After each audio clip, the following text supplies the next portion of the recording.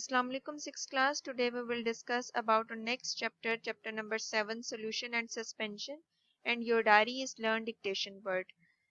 इस चैप्टर में हम दो टॉपिक्स को डिस्कस करेंगे, फर्स्ट सॉल्यूशन और सेकंड सस्पेंशन को।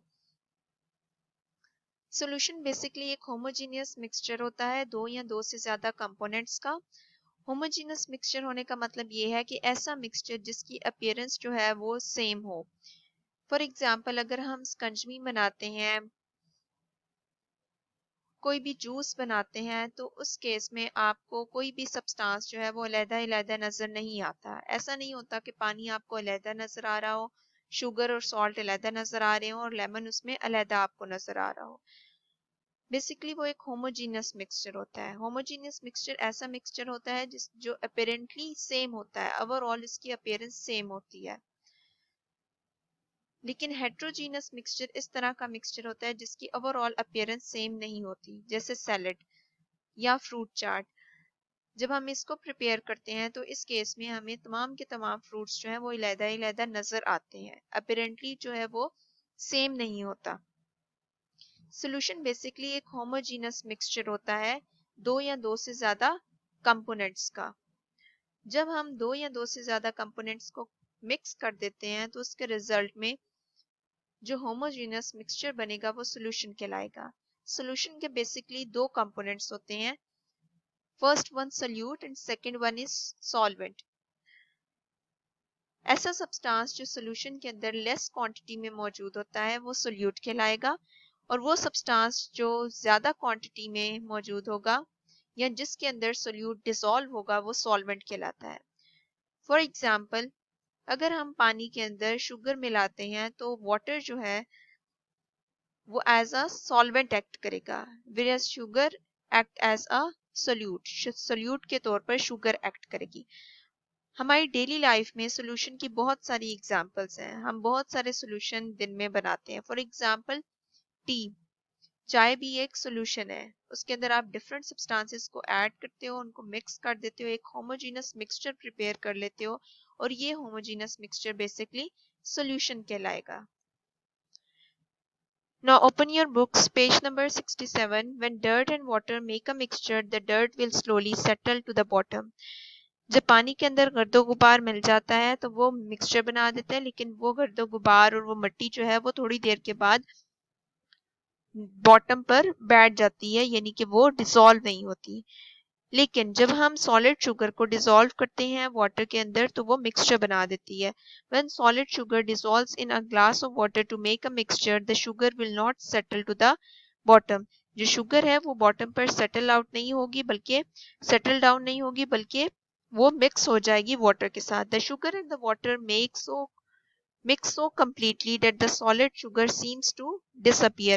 शुगर और वाटर जो है वो इतना ज़्यादा अच्छी तरह से वो मिक्स हो जाएंगे, उसके रिजल्ट में आपके पास जो सोल्यूशन आएगा उसमें आपको ऐसे लगेगा जैसे शुगर जो है वो डिसअपियर हो गई है। डिसअपियर होने का मतलब है गायब हो गई है।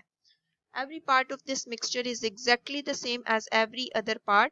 और ये जो मिक्सचर हमारे पास बनेगा वो होमोजीनस मिक्सचर होगा, यानी कि उसकी जो अपीयरेंस होगी ओवरऑल वो सेम होगी। This is a special kind of mixture. We will discuss it in this chapter. Next, solution and its component. We know that many solids dissolve when they are put into liquids. बहुत सारे solids ऐसे हैं जो dissolve हो जाते हैं जब हम उनको liquids में add करते हैं। When something dissolves, it forms a solution. जब कोई चीज़ dissolve हो जाती है तो इसका मतलब है उसने solution बना दिया है। So basically, solution can be defined as a homogeneous mixture of two or more components. दो या दो से ज्यादा components का homogeneous mixture. The mixture of salt and water is a solution. Salt और water का जो solution होता है वो mixture कहलाता है। We use many solutions every day. और हम अपनी daily life में बहुत सारे solutions routine life में use करते हैं। All solutions are the mixture of two or more substances. तमाम के तमाम जो solutions हैं वो mixture होते हैं दो या दो से ज्यादा substances का। The substance in less quantity is called solute.